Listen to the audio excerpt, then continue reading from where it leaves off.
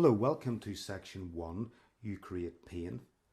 And the first way we're going to look at that you create pain is you make circumstances the cause of your pain. Circumstances are at the top there, and remember, it's what people do or say to you or events in your life. Your partner forgot your birthday, you didn't get the raise at work or the promotion at work you thought you were going to get. You stand on the scales and your weight is a couple of kilograms heavier than you were the last time. Those are all circumstances, and we make this automatic connection down to feeling upset or sad or disappointed when circumstances happen in our lives. And then what we do, of course, is we take action to change the circumstances so that we feel better. Making circumstances the cause of how you feel is painful for at least 3 reasons. You give your power away and become a victim. So that's the first reason. And you might say, well, being a victim is my identity. And so I feel okay being a victim. I feel comfortable other people doing things to me and me being the poor innocent victim. And if that's working for you, that's fine. But I don't really think that works for anyone, because we're not a victim. Our true identity is a powerful self that is in control, a powerful self that is a creator, a powerful self that's created in the image of our Creator, who is a loving, kind being.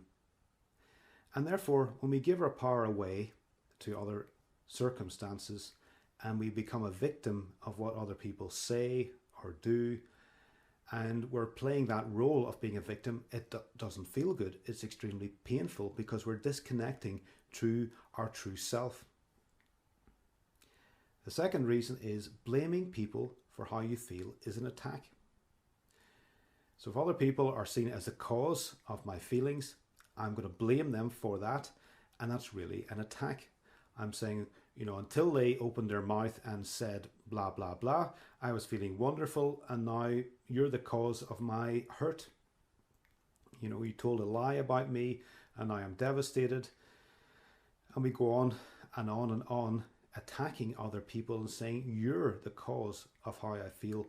And of course, that's a way of denying responsibility.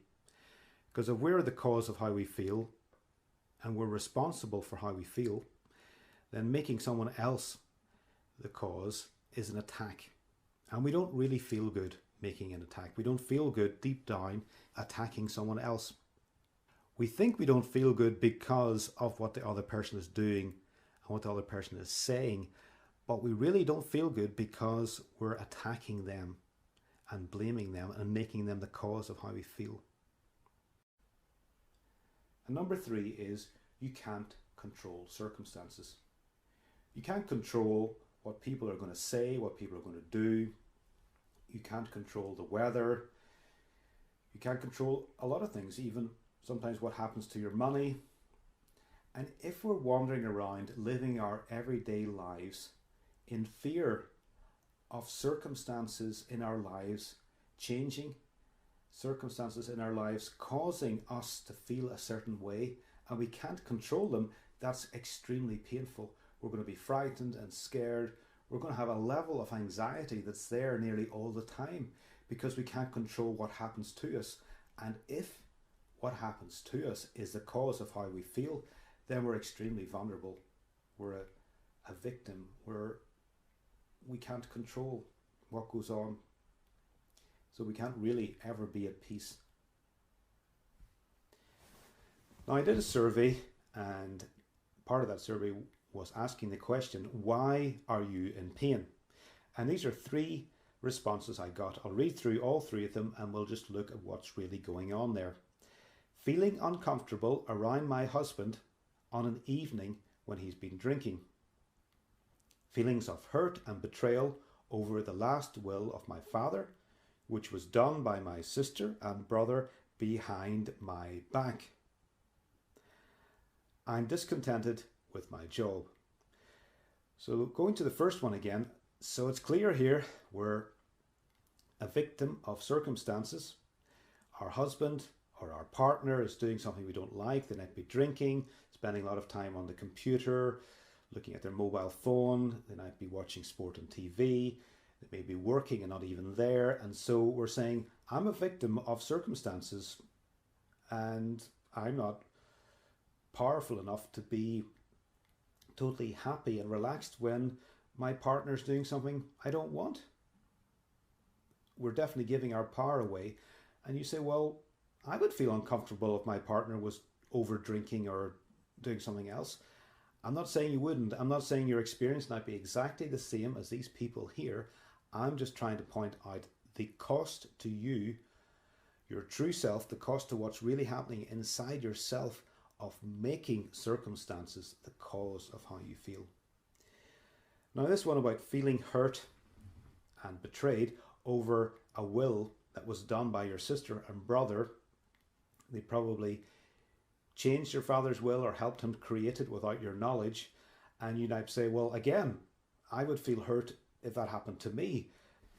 Is there any other way of feeling whenever someone is doing that? I mean, surely the natural consequence is to blame them for what they did. Blame them for your hurt. Accuse them of betraying you.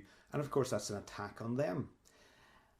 And you might say, well, that's all I want to do. I want to attack people who do things like that behind my back. Of course, I want to attack them and feel hurt about that.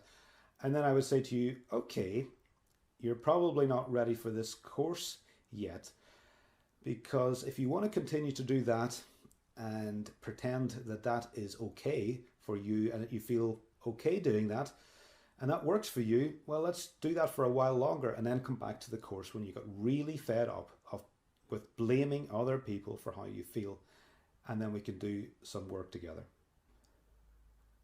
I'm discontented with my job. This is an example of thinking that all we have to do is change circumstances to feel better. And in this situation, you might say, well, I'm discontented with my job, so I'm just going to change jobs. The only thing about that is you'll just be the same person in that other job. And if you perceived in the previous job that people were not giving you the appreciation you wanted, not acknowledging your work, not respecting what you're doing, then you're going to create the same thing all over again, because you're the same person that's turned up in this different job with these different people, and you'll probably just recreate the whole thing again and move on again and say that you're discontented with your job.